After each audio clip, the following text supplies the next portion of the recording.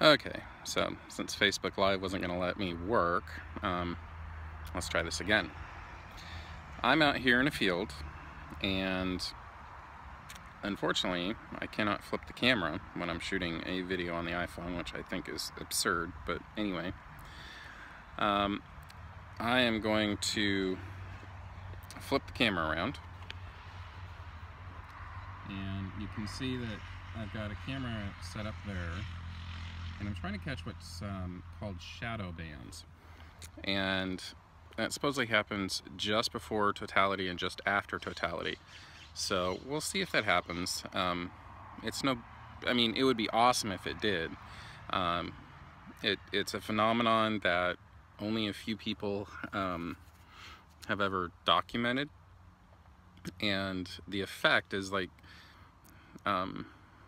shadow snakes slithering across the ground really, really quickly, and they're very faint. So I'm hoping that I'm able to get it. But you can also see here is the rig that I showed you guys yesterday, and you can see ish. Let's see if I can get the angle right here. We are currently getting some good stuff there. So what I'm attempting to do is take a picture every couple of minutes, and that way I have individual images as well as the ability to do a time lapse. So I'm pretty excited about that. We'll see, how it gets together. I live out on a major highway, and so far, let's say that the highway is on the path to one of the prime viewing spots, and so far not a ton of traffic. I think they're all in Eastern Oregon. Anyway, hope you guys have fun, and look forward to seeing your pictures of the eclipse today. We are getting closer. We are. So it just occurred to me that I could be using these little video updates to film for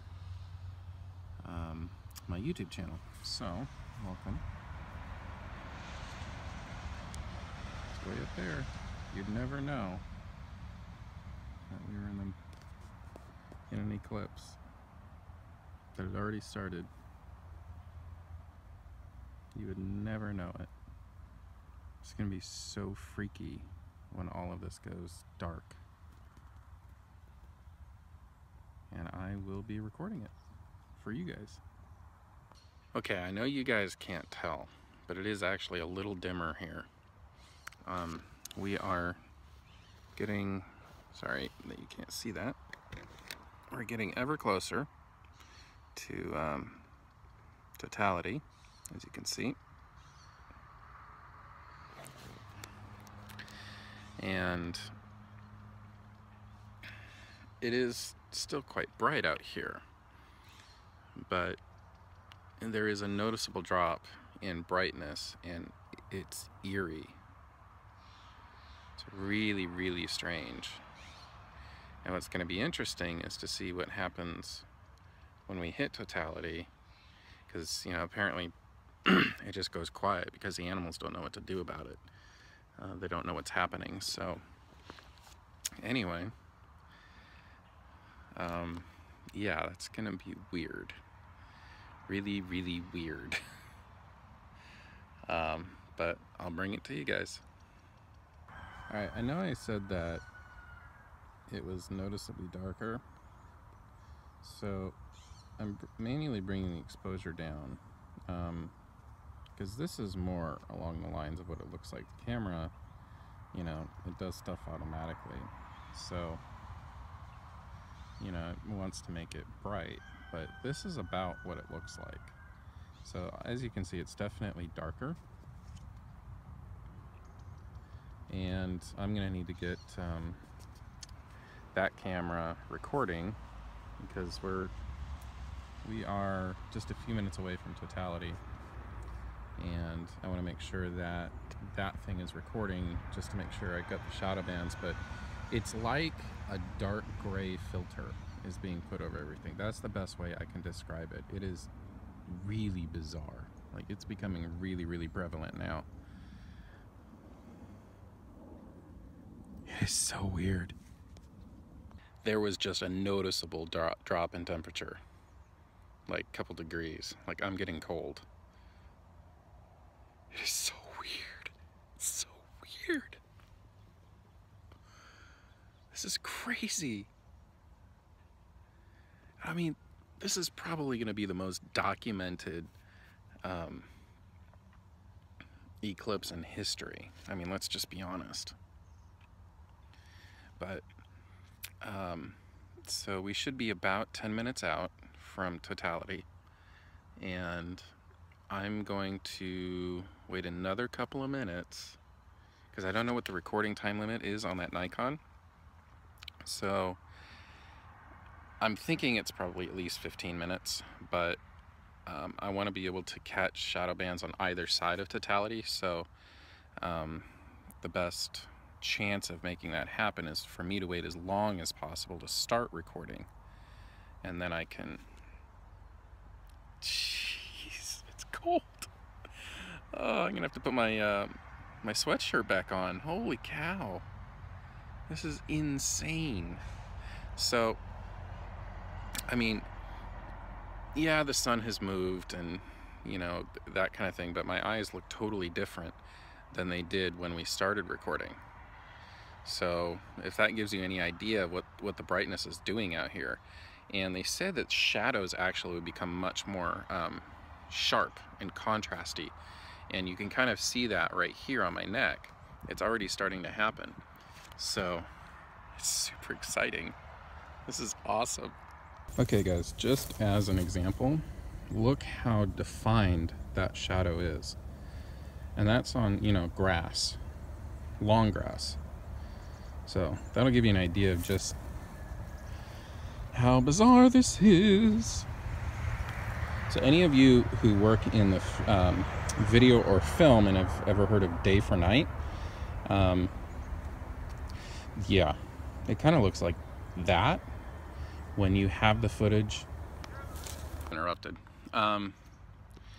Okay, so it's noticeably colder, like I said before, and let me give you an idea of really how dark it is out here. That would probably be pretty accurate.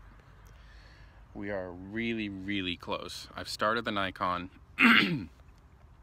and I'm not gonna look up at the sun. I mean, I can, or at least I could.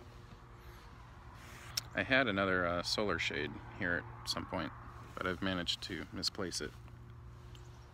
It's here somewhere. Anyway, so I'm gonna do my best to record while I'm with you guys. I need to move the camera into video mode, and then I'll be right with you. Okay, this is weird. So the roosters are going. There are outside lights that have come on because the sensors have tripped. And with only a couple minutes to go, I'm going to stop this recording, turn the camera around, and then I'm just going to go because it's happening. Okay guys, it's happening. And actually, I'm not sure if you can see it, but right there, that's Venus. Look at that. Isn't that crazy? And we're not at totality yet, but I'm just gonna let it roll and you see what happens. And this is nowhere near as dark as it is. That's about as dark as it is right now.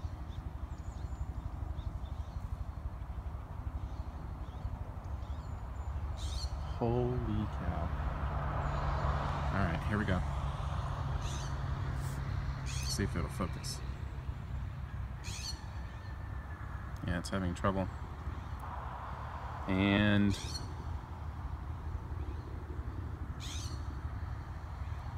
Let's see. Oh, I see the snakes.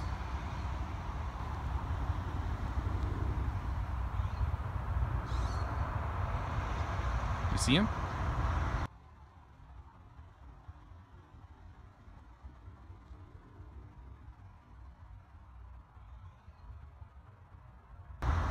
They're really faint, but they're there.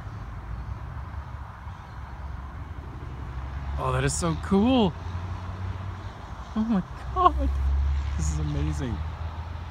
Okay, we're almost there. We're almost at totality. Okay guys, so the street lights have come on over there. It is super dark. Look at this. Look how crazy that is. I'll have to check the video later to see if I got Bailey's beads. But, oh my word. That is so crazy.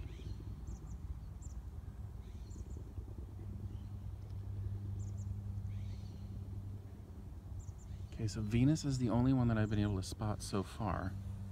But you can see how it's lighter over there than it is overhead. Oh my goosebumps. I have goosebumps, and not because I'm cold.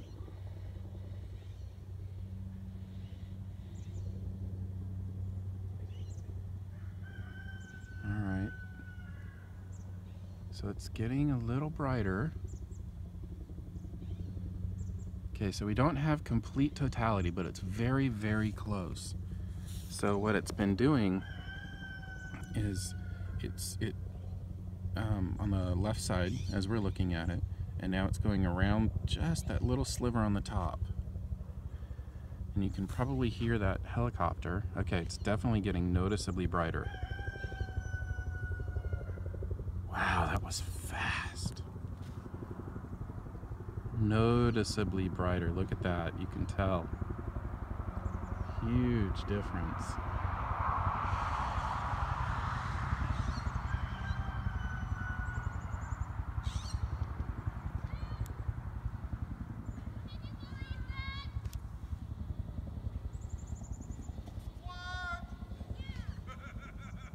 That's Todd. He's a colleague of mine.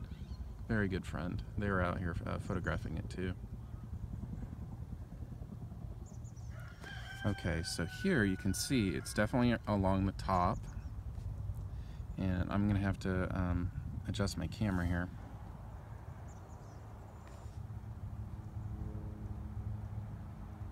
So, and that's pretty much it. So we're still brightening back up, but things are back to normal. It's still not as bright as, you know, obviously it will be when the moon completes its transition. I